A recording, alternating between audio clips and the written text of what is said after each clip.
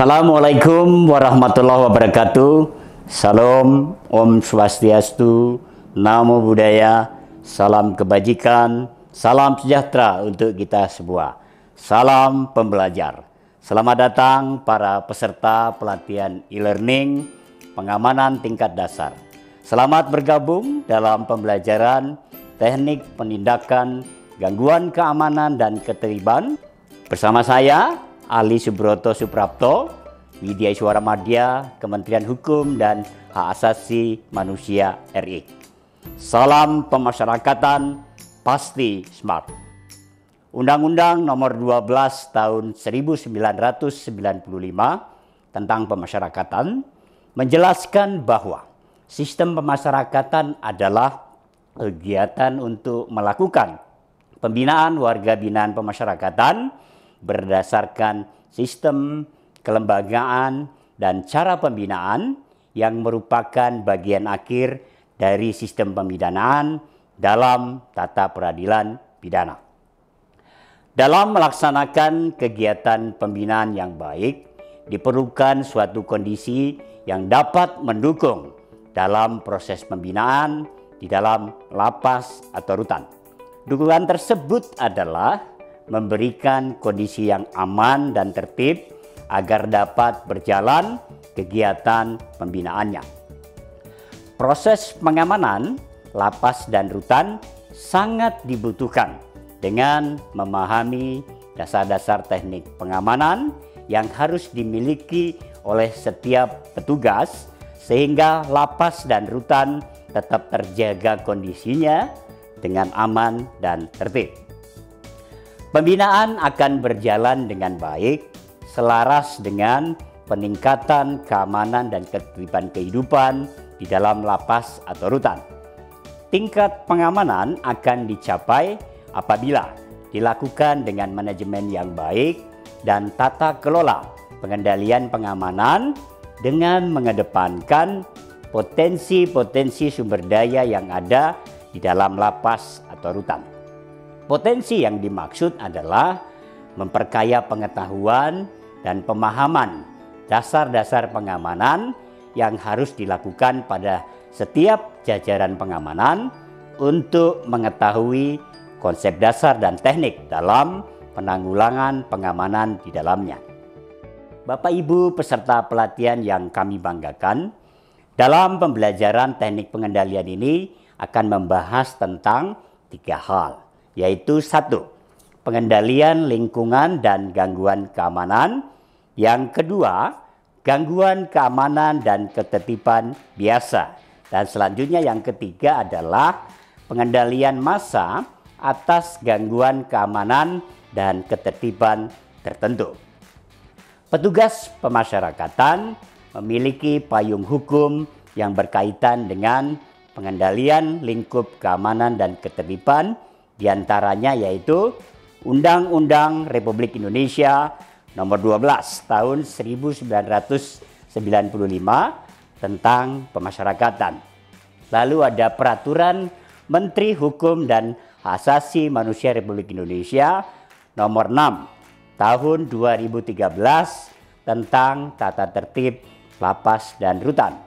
Selanjutnya ada Peraturan Menteri Hukum dan Hak Asasi Manusia Republik Indonesia Nomor 33 Tahun 2015 tentang pengamanan pada lapas dan rutan.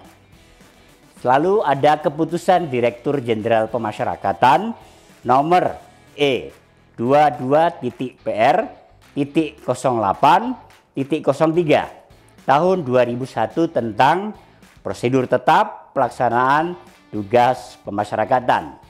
Dan selanjutnya ada Keputusan Direktur Jenderal Pemasyarakatan Nomor PAS 416.PK.01.04.01 Tahun 2015 tentang standar pencegahan gangguan keamanan dan ketertiban lapas dan rutan.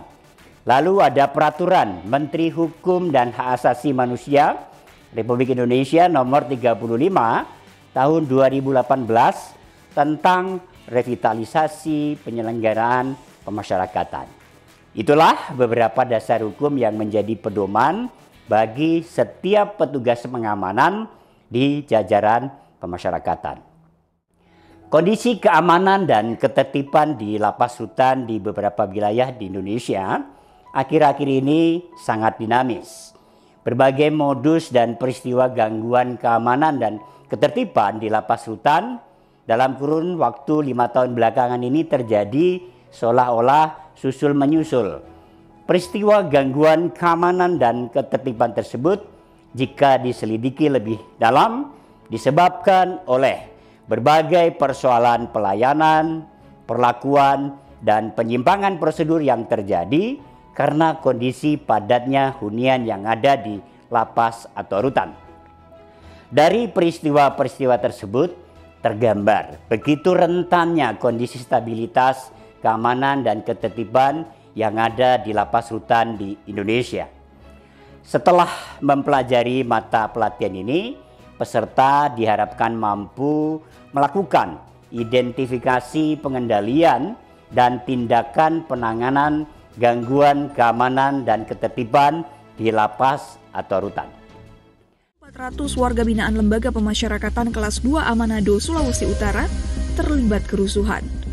Gedung lapas terbakar dipicu desakan narapidana narkoba yang ingin mendapatkan pembebasan dalam skema asimilasi.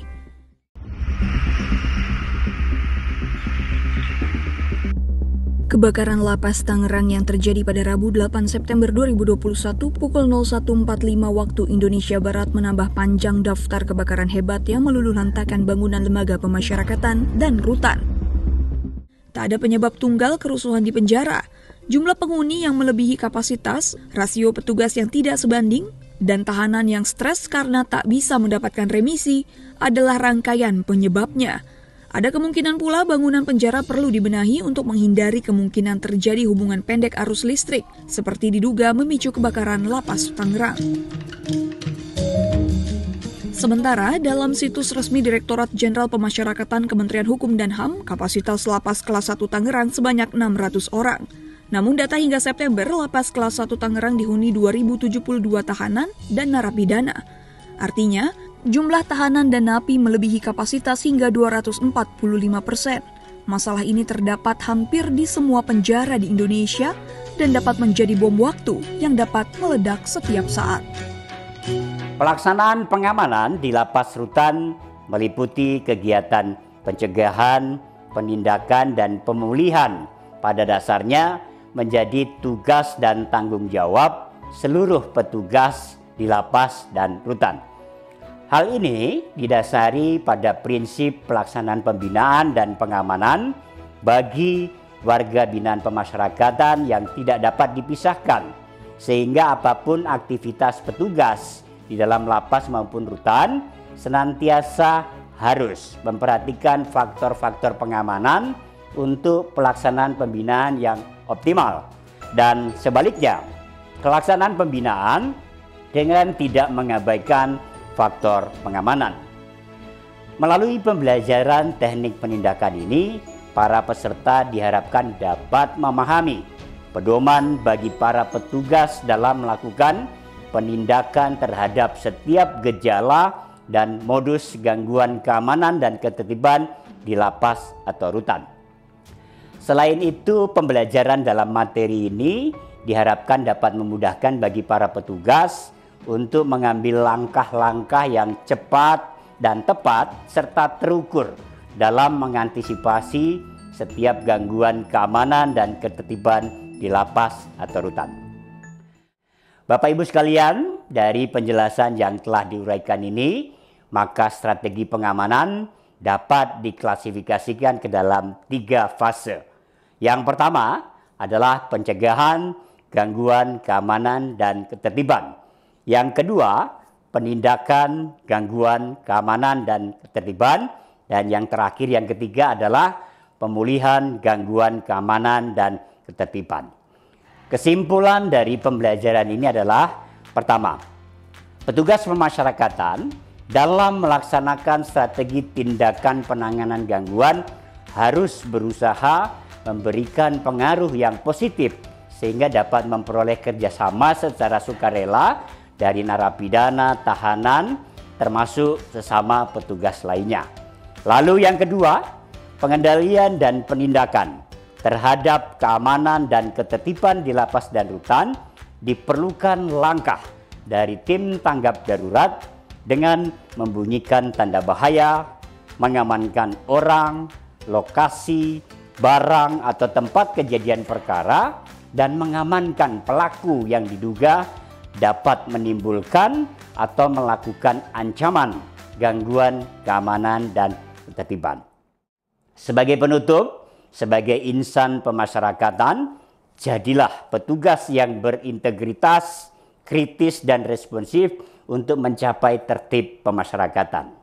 Pemasyarakatan pasti smart. Billahi taufik wal hidayah. Wassalamualaikum warahmatullahi wabarakatuh. Terima kasih.